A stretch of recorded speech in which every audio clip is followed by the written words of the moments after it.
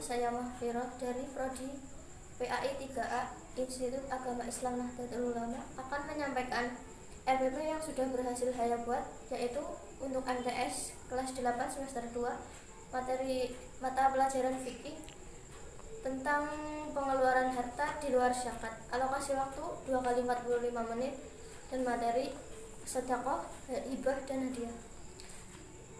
Rencana pelaksanaan pembelajaran itu adalah pegangan seorang guru di dalam kelas dan digunakan untuk mendukung guru agar membantunya dalam agar mengajar dan sesuai dengan KD dan KI. RPP itu sendiri berisi tentang peraturan tentang apa yang akan dilakukan pada pembelajaran yang akan datang atau yang akan dilakukan. Yang pertama yaitu kompetensi inti, yang kedua kompetensi dasar, yang ketiga indikator yang berisi tentang tata cara, ketentuan, contoh dan praktek. Dari tata cara kita dapat tata cara bersedekah, hibah dan hadiah.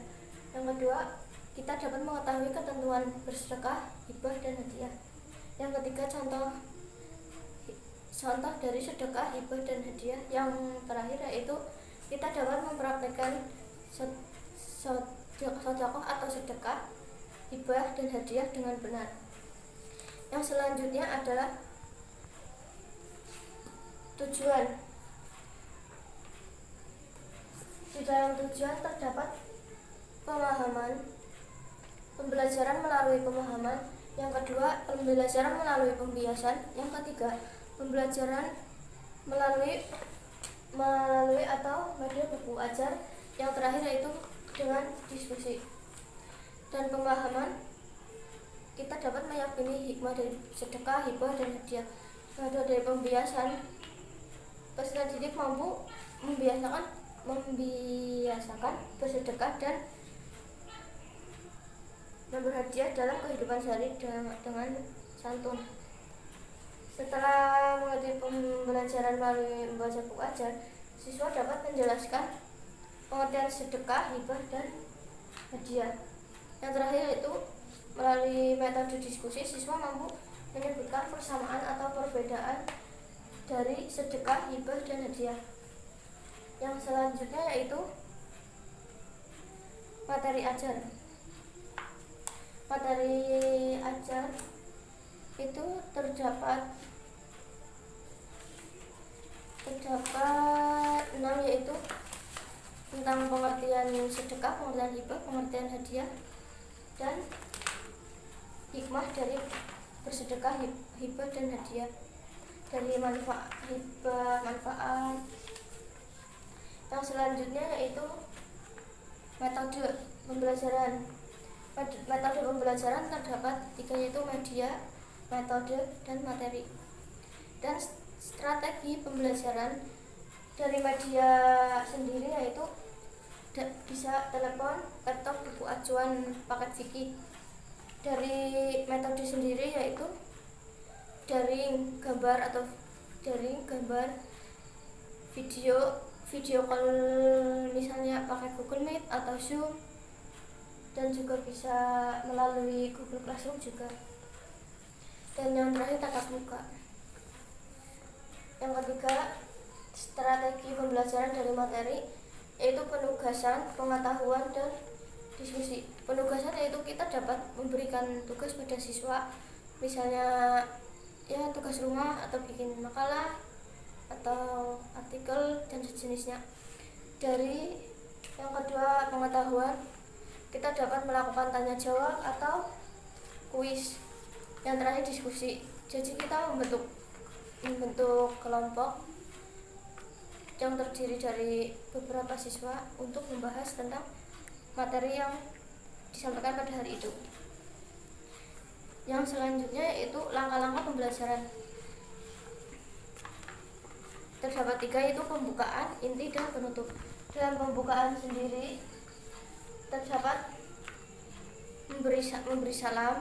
Yang kedua, absensi atau menyiapkan peserta didik dengan motivasi yang menarik supaya peserta didik itu menarik atau ya senang mengikuti pembelajaran pada hari itu. Yang selanjutnya yaitu menyampaikan cakupan materi dan penjelasan.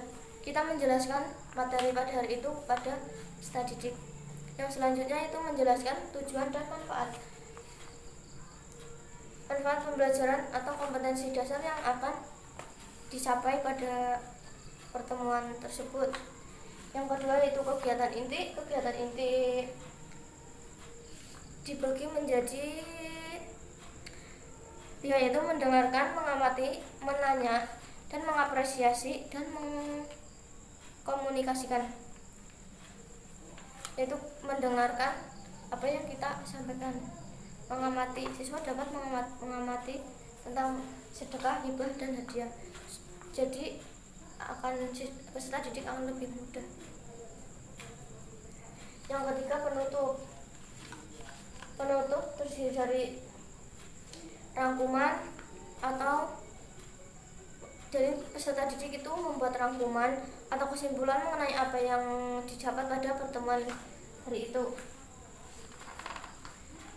Yang kedua, penilaian atau refleksi terhadap pembelajaran yang sudah dilakukan. Jadi dalam penilaian kita dapat melalui ulangan harian atau kuis juga bisa.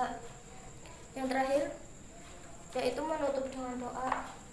Kita jika menutup dengan doa juga bisa disampaikan seri-seri gitu biar peserta didik itu merasa senang telah mengikuti pembelajaran pada hari itu. Yang terakhir yaitu penilaian terdiri dari 3 yaitu sikap, sosial observasi, dan pengetahuan. Dari sikap sendiri yaitu sikap spiritual dan lembar pengamatan.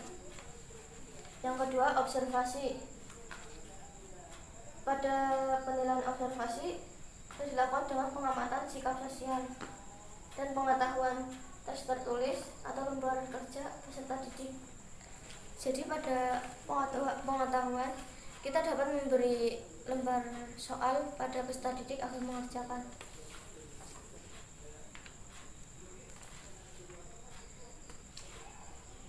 Mungkin itu RPP yang sudah saya buat. Kurang lebihnya mohon maaf. Wassalamualaikum warahmatullahi wabarakatuh.